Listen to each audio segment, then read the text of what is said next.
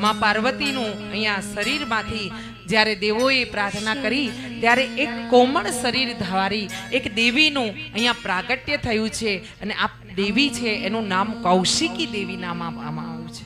આવી રીતે આ કૌશિકી દેવી પ્રગટ થયા છે। બોલી અંબે માત કી જય।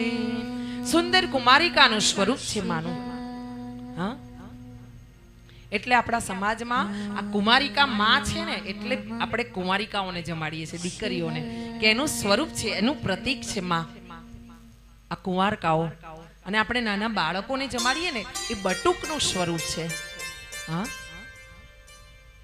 એ બધું સુંદર રીતે કેમ જમણવાર કરવો, બ્રાહ્મણને કેમ જમાડવા, એકલા બ્રાહ્મણને નહીં, સાથે એમના ધર્મપત્ની એટલે બ્રાહ્મણીને કેમ જમાડવા, સાથે જમાડવા તો એમને શું દક્ષિણા આપવી, હા, કેવી રીતે પૂજન કરવું, બધું જ આમાં બતાવવામાં આવ્યું છે।